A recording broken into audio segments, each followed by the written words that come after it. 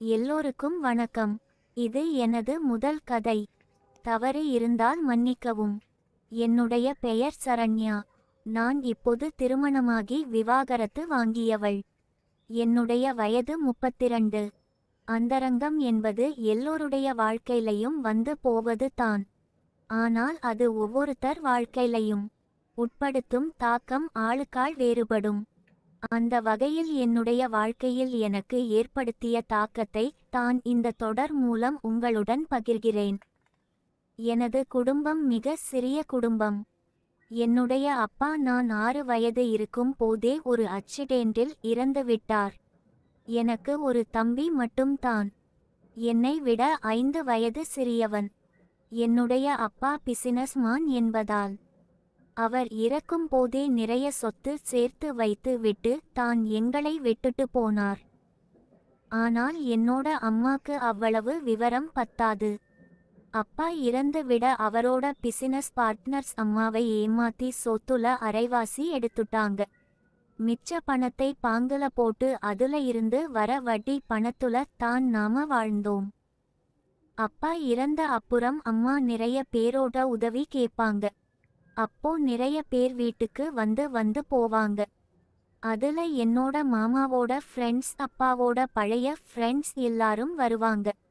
நான் சின்ன வயசுல இருக்கும் போது என்னை அவங்களோட மடில உகார வச்சு கருமம் படிச்சவங்க என்னோட அம்மா பார்க்காத நேரம் அவங்க வேலைய செய்யுவாங்க. எனக்கு அது சின்ன வயசுல ஒண்ணுமே தெரியாது. ஆனாலும் உள்ளுக்குள்ள ஏதோ ஒரு சின்ன சந்தோஷம் இருக்கும்.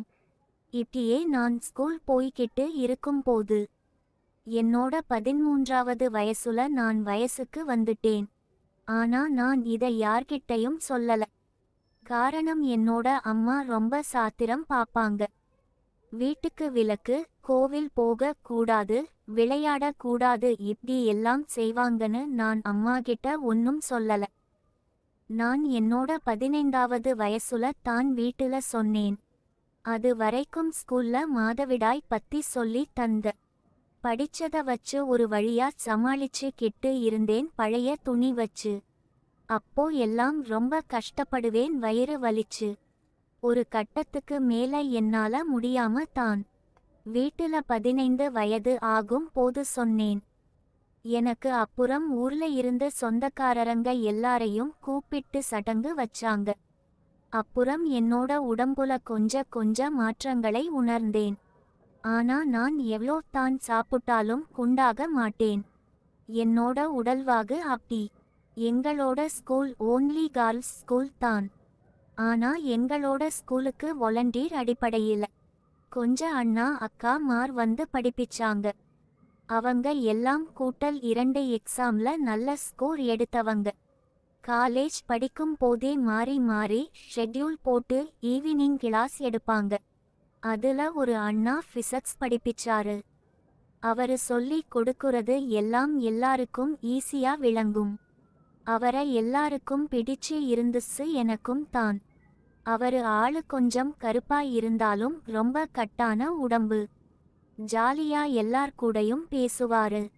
அப்புறம் கொஞ்ச நாளுல அவங்களுக்கு காலேஜ் ஸ்டடீஸ் அதிகமா இருந்த படிய ஸ்கூல் வர்றதில்லை. ஆனா அந்த அண்ணா மட்டும் அவரு பர்சனல் கிளாஸ் குடுக்குறாரு வீட்டல வந்து. விரும்பினவங்க அவருக்கு கால் பண்ணி பேசுங்கன்னு அவரோட நம்பர் எல்லாருக்கும் கொடுத்துட்டு போனாரு.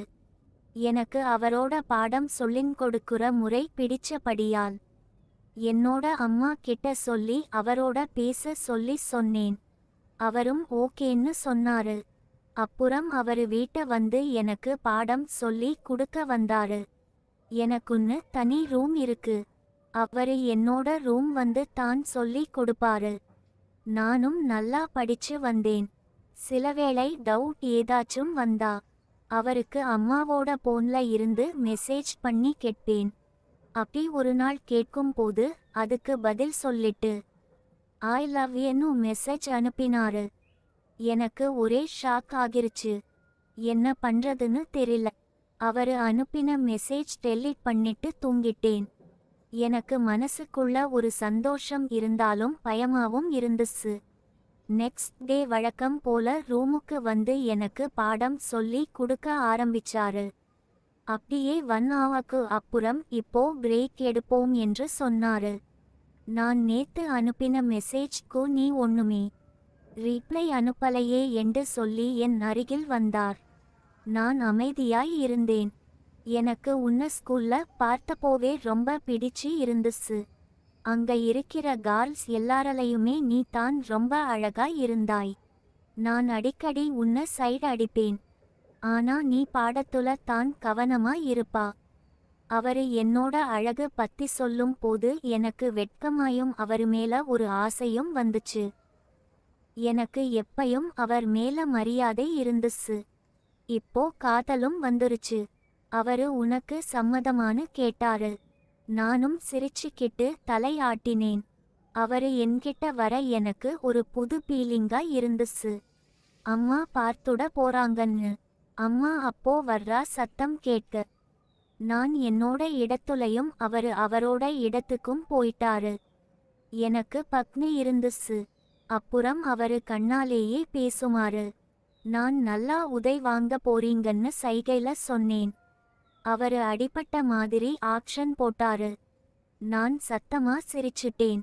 அப்புறம் அம்மா அந்த தம்பி கஷ்டப்பட்டு படிப்பிக்கிறாரு. நீ என்னடி சிரிக்குறன்னு திட்டினா. அவரு இல்லம்மா நான் தான் ஜோக் சொன்னேன். அதன் சிரிக்குறாங்க எண்டு என்ன காப்பாத்தி விட்டாரு. அப்புறம் அவரு கிளம்புறேன் எண்டு கிளம்பினாரு. எனக்கும் அவருக்கும் மனசு இல்லை. ஆனா போக தானே வேணும். அவரு எப்போ வருவார்னு நான் ரொம்ப காத்துக்கிட்டு இருந்தேன். அம்மாவோட போன்ல இருந்து அவருக்கு ஹாய்னு மெசேஜ் அனுப்பினேன். அவர் கொஞ்ச நேரத்துக்கு அப்புறம் ஹாய் செல்லம்னு ரீப்ளை அனுப்பினாரு. என்ன பண்றீங்கன்னு கேட்டேன். இப்போ தான் சாப்பிட்டேன்னு சொன்னாரு. கால் பண்றேன் பேசுவியா என்று கேட்டாரு. நான் ஐயோ பயமா இருக்குன்னு சொன்னேன். ஹே இதுக்கெதுக்கு பயமுன்னு அனுப்பிட்டு கால் பண்ணாரு. நான் டக்குன்னு போன் சைலண்ட் மோட்க்கு மாத்திட்டு மொட்டை மாடிக்கு ஓடினேன். அங்க போயிடு கால் ஆன்சர் பண்ணேன். சொல்லுங்கன்னு சொன்னேன். எங்க இப்போ நிக்கிறன்னு கேட்டாரு. மொட்டை மாடிலன்னு சொன்னேன். அவரு எப்பயுமே உன் நினைப்பாவே இருக்கு செல்லம்னு சொன்னாரு. நானும் எனக்கும் தான்னு சொன்னேன். அன்னைக்கு நான் நினைத்தது வேற ஆனால் அன்னைக்கு நடந்தது வேற. எல்லாம் உன்னோட அம்மா வந்து சொதப்பிட்டாங்கன்னு சொன்னாரு. நான் அடப்பாவி இதெல்லாம் அப்போ பிளான் பண்ணிட்டு தான் வந்தீங்களான்னு சும்மா வெட்டி சீன் போட்டேன். அப்புறம் ஜெனரல் அவரோட காலேஜ் படிப்பு அவரோட குடும்பம் பத்தி எல்லாம் கதைச்சிட்டு அண்டைக்கு கூட்னையட் சொல்லிட்டு முடிச்சுட்டம். அடிக்கடி போன்ல மெசேஜ் அண்ட் கால் பண்ணி பேசுவோம். அம்மாவோட போன்ல அப்புறம் ஹிஸ்டரி எல்லாம் அழிச்சுருவேன். அவரு வீட்டுக்கு வர்றா நாள் வந்துச்சு. நான் எக்ஸ்ட்ராவா கொஞ்சம் மேக்கப் போட்டுக்கிட்டு சேலை உடுத்திக்கிட்டு வெயிட் பண்ணிக்கிட்டு இருந்தேன். அவரும் வந்தாரு. அம்மா வர்றப்போ மட்டும் நாங்க படிக்கிற மாதிரி ஆக்ஷன் போட்டுக்குவோம். அவரு வந்த உடனே நான் அம்மாகிட்ட சத்தமா சொன்னேன். வெளியில சத்தம் அதிகமா இருக்கு நான் ரூம் கதவு பூட்டிட்டு படிக்கிறேன்னு. அம்மா ஓகேன்னு சொன்னாங்க. நான் ரூம் கதவை சாத்திட்டு அவரு கிட்ட போக அவரு என்னடி நீ என்ன விட பாஸ்டா இருக்கன்னு சொன்னாரு.